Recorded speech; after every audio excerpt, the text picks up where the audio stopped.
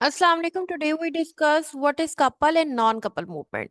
एक हमारी होती है एनाटॉमिकल मूवमेंट्स। एनाटॉमिकल मूवमेंट्स हमारी कौन सी होती हैं? जिस तरह अगर हम स्पाइन के केस में देखें तो हमारी फ्लेक्शन होती है, एक्सटेंशन होती है, साइड बेंडिंग होती है, रोटेशन होती है।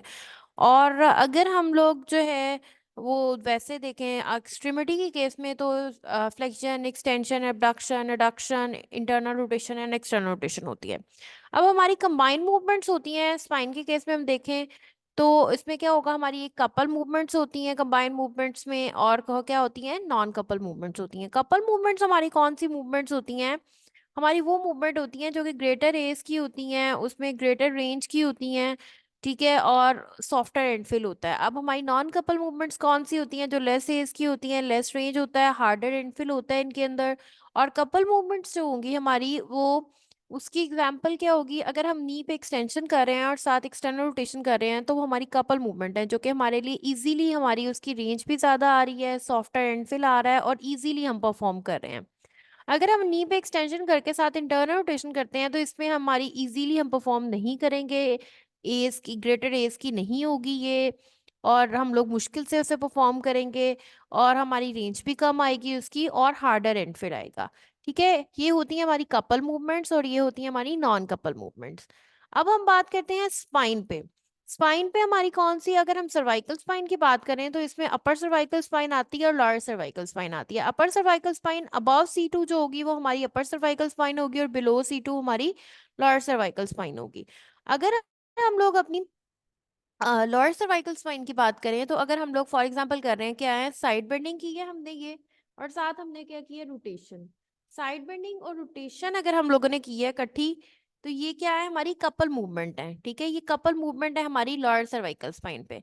और अगर हमने साइड बेंडिंग की है एक साइड पे और ऑपोजिट साइड पे अगर हम रोटेशन करने की कोशिश कर रहे हैं तो ये क्या है, हमारी नॉन कपल है। अब ये देखें, साइड बेंडिंग हुई और रोटेशन हुई सेम साइड पे, तो क्या होगा, साइड बेंडिंग और rotation to the same side अगर हम करते हैं तो ये हमारे लिए ग्रेटर एज की और सॉफ्टवेयर एंडफिल की इजीली परफॉर्म कर रहे हैं हम। अगर हम वही क्या कर रहे हैं, साइड बेंडिंग की और रोटेशन हमने ऑपोजिट साइड पे कर रहे हैं, तो आप करके देखें ये हमारे लिए क्या होगी, मुश्किल से हम परफॉर्म करेंगे, ये हमारी नॉन कपल मूवमेंट होगी लोअर सर्वाइकल पे। अब इसी तरह हमारी, हमने डिस्कस करनी है आगे स्पाइन के अदर रीजन्स पे। तो अपर सर्वाइकल स्पाइन की अगर हम बात करें तो इससे यही चीजें जो है ऑपोजिट हो जाती हैं। जिस तरह लोअर सर्वाइकल स्पाइन पे हमने डिस्कस किया है कि साइड बेंडिंग और rotation to the same side करेंगे तो हमारी कपल होगी, लेकिन अपर सर्वाइकल स्पाइन पे साइड बेंडिंग और rotation to the same side करेंगे तो ये नॉन कपल मूवमेंट होगी। और अगर हम लोग साइड बेंडिंग और रोटेशन जो हम लोग ऑपोजिट साइड पे करेंगे तो ये क्या होगी, हमारी जो है कपल मूवमेंट होगी अपर सर्वाइकल स्पाइन पे। अब इसी तरह हम बात करते हैं थोरेसिक स्पाइन की। थोरेसिक स्पाइन का हमारा कर्व क्या होता है, काइफोटिक कर्व होता है। काइफोटिक कर्व होता है तो काइफोटिक कर्व होता है रेस्टिंग पोजीशन में। अब अगर हम उसमें फ्लेक्शन में जाने लगे हैं, क्योंकि लोअर सर्वाइकल पे हमने क्या डिस्कस किया था कि साइड बेंडिंग रोटेशन हम सेम साइड पे करते हैं तो कपल मूवमेंट होती है। तो उसी तरह थोरेसिक पे अगर हम फ्लेक्शन में कर रहे हैं तो क्या होगा, साइड बेंडिंग रोटेशन अगर हम सेम साइड पे करेंगे तो ये क्या होंगी, कपल मूवमेंट होंगी। और अगर हम जो है फ्लेक्शन में अगर हम जाके कर रहे हैं और फ्लेक्शन में हमारी स्पाइन हम फ्लेक्स करके और फिर साइड बेंडिंग रोटेशन कर रहे हैं तो ये थोरेसिक स्पाइन पे तो ये कपल मूवमेंट है।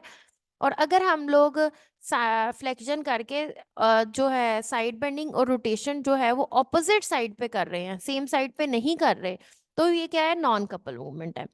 उसके अलावा हमारी थोरेसिक स्पाइन के में अगर हम लोग एक्सटेंशन कर रहे हैं, ठीक है, थोरेसिक स्पाइन इस तरह से होती है, काइफोटिक कर्व होता है। अगर हम उस पर क्या कर रहे हैं, एक्सटेंशन कर रहे हैं, तो कर्व हमारा फ्लैट होगा, लॉर्डोसिस की तरफ जाएगा।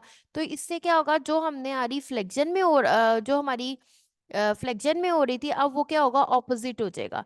अब इसमें क्या होगा, कपल मूवमेंट कौन सी होगी, साइड बेंडिंग और रोटेशन अगर आप लोग क्या करोगे, ऑपोजिट साइड पे करोगे तो वो क्या होगी, कपल मूवमेंट होगी। और साइड बेंडिंग और रोटेशन अगर सेम साइड पे करोगे तो वो क्या होगी, नॉन कपल मूवमेंट होगी।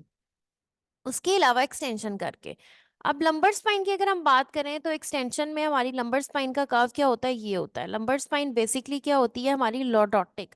अब ये देखें, ये हमारा लॉर्डोटिक, लॉर्डोटिक ये वाला लॉर्डोटिक कर्व है। ये कौन सी हमारी लंबर स्पाइन होती है, लॉर्डोटिक होती है, जो कि ठीक है, लॉर्डोटिक होती है। ठीक है, तो अब जाहिर सी बात है, जो हमने थोरेसिक स्पाइन एक्सटेंशन में जाती है, लॉर्डोसिस की तरफ जाती है, जो हमारी उसकी कपलिंग और नॉन कपलिंग मूवमेंट्स होंगी वही पैटर्न इस पे भी फॉलो होगा। यानी कि साइड बेंडिंग जो है वो कपल होगी with rotation to the opposite side, ठीक है। और साइड बेंडिंग और रोटेशन अगर आप सेम साइड पे कर रहे हो तो वो नॉन कपल मूवमेंट होंगी। अब आपकी लंबर स्पाइन पे अगर हम फ्लेक्शन करने लगे हैं, कार्फोसिस में जा रही है, जाहिर सी बात है अगर हम ये लंबर स्पाइन है जो कि लॉर्डोटिक होती है, अब अगर हम फ्लेक्शन करेंगे तो वो किसकी तरफ जाएगी? कार्फोसिस की तरफ जाएगी। तो कार्फोसिस की तरफ जाएगी, तो कार्फोसिस में जब हम लोगों ने फ्लेक्शन में पढ़ा था कि साइड बेंडिंग और रोटेशन अगर आप सेम साइड पे करते हो तो वो क्या होता है? कपल मूवमेंट होती है। तो यहाँ पे भी वही कपल मूवमेंट होगी अगर हम लंबर स्पाइन पे फ्लेक्शन करेंगे। और लंबर स्पाइन पे जब हम फ्लेक्शन करेंगे तो साइड बेंडिंग और रोटेशन अगर हम ऑपोजिट साइड पे करेंगे तो ये हमारी क्या होगी? नॉन कपल मूवमेंट होंगी। और ये हमने डिस्कस कर ली कि हमारी कपल मूवमेंट्स कौन सी होती हैं और नॉन कपल मूवमेंट्स कौन सी होती हैं स्पाइन के ऊपर सारी। Thank you so much.